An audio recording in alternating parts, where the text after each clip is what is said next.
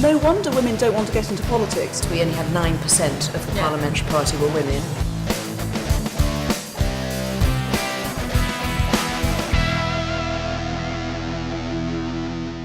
Namaskar and welcome to Chai Chat with Loveena, yet another episode of Chai Chat in which we discuss issues that concern us, that of the diaspora. And today's Chai Chat is being hosted by the Montcalm Hotel.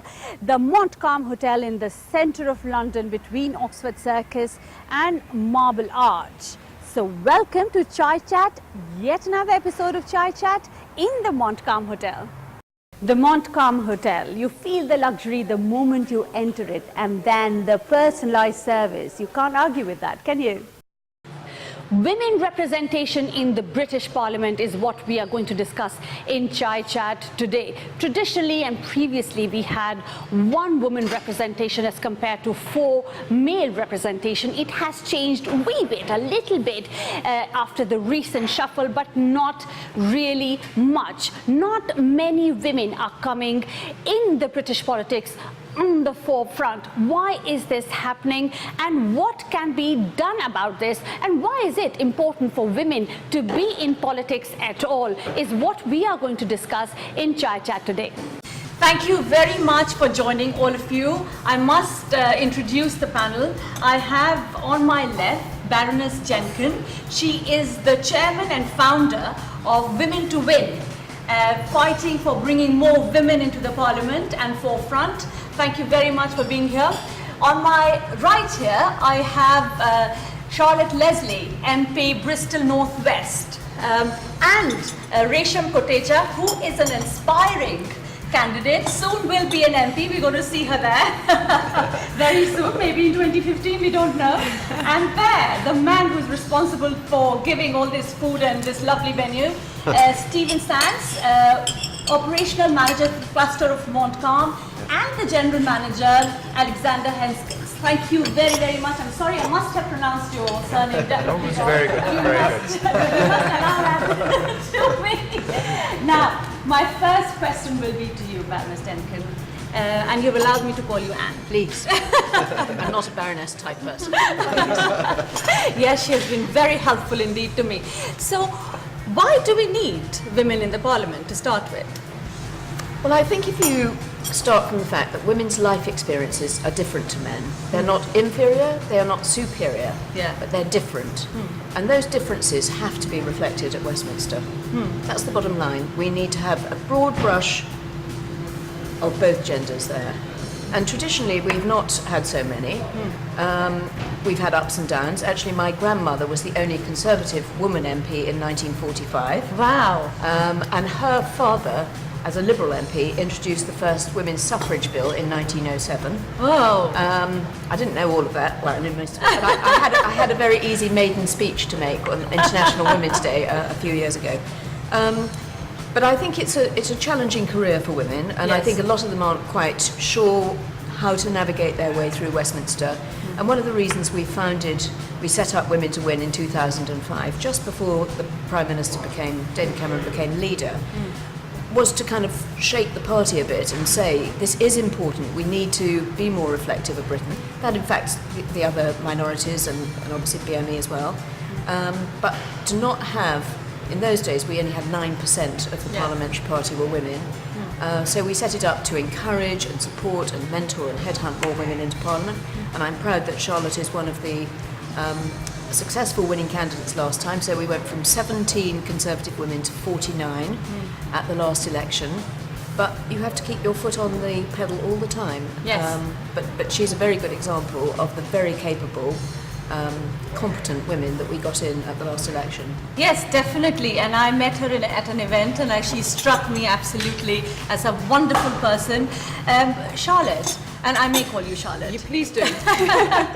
And Charlotte, I have to say, will possibly leave us in all possibility in between because she has to go to vote. I've got to go and vote, and I'll be in big trouble if I don't. So if I suddenly run out, you know that it's voting time. We know what has happened, and that is one of the things to be in the Parliament. You have to be there at a certain point in time, which we will understand from you.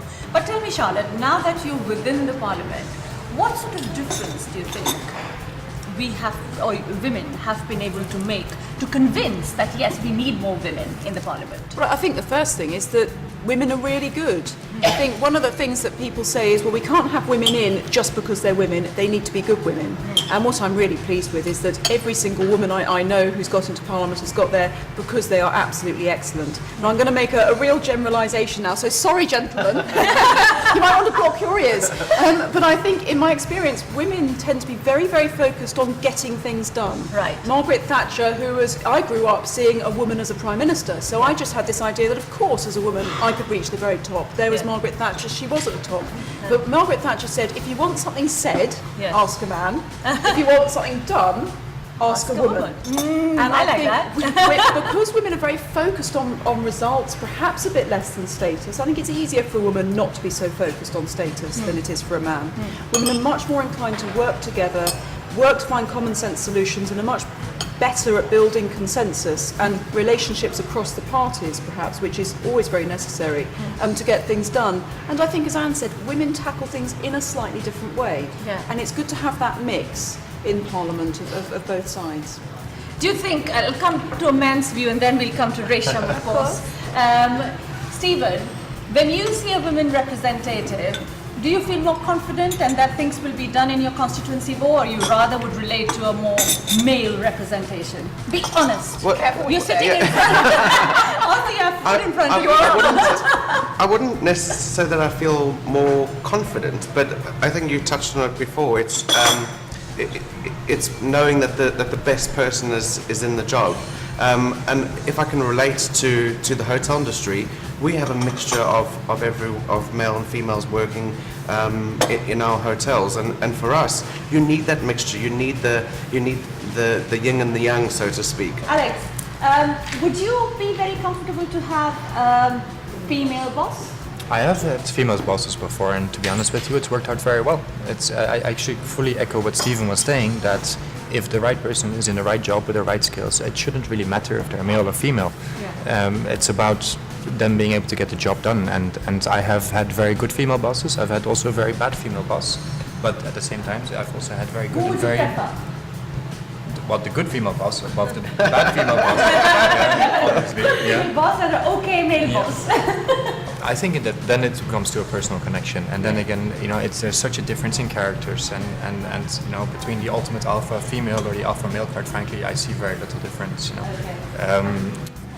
What I would like to ask, though, because I do believe that there is already a trend of more female MPs coming as it is, because if I'm not mistaken, I do remember reading some statistic recently that nearly half of MPs at the younger age are already female. Is there truth in that, right? So I think we all want to see a change, there's more women in politics, but I think any change takes time, particularly if it's a solid change that isn't artificial and isn't going to be cosmetic and disappear overnight.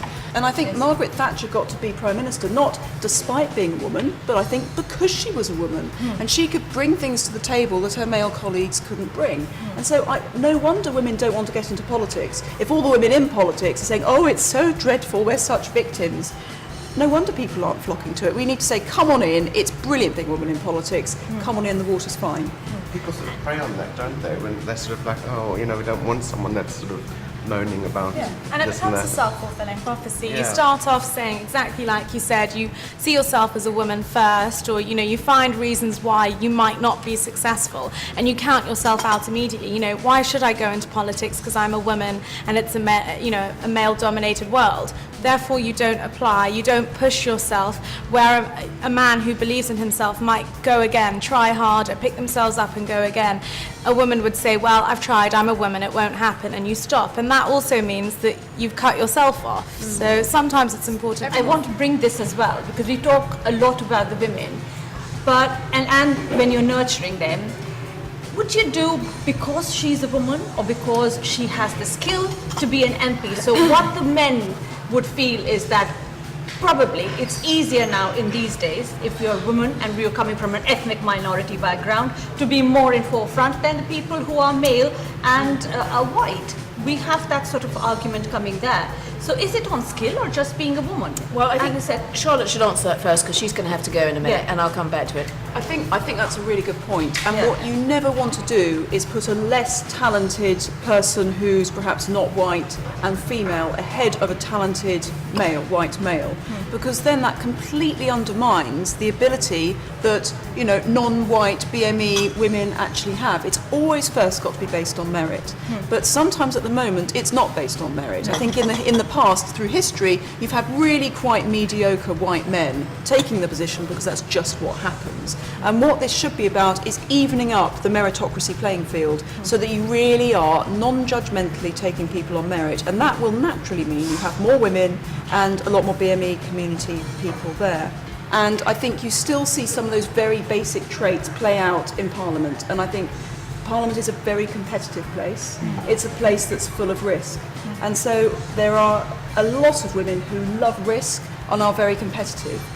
They thrive. And they absolutely thrive.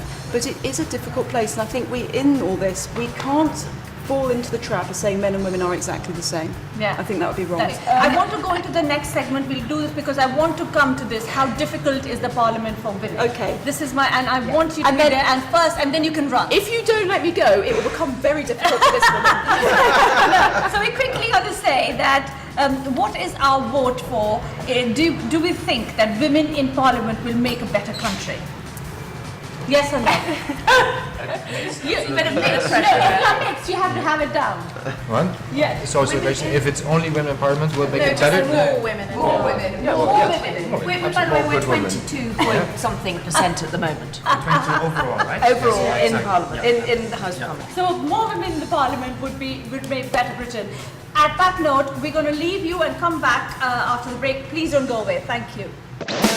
No wonder women don't want to get into politics. In 9% of the parliamentary party will win.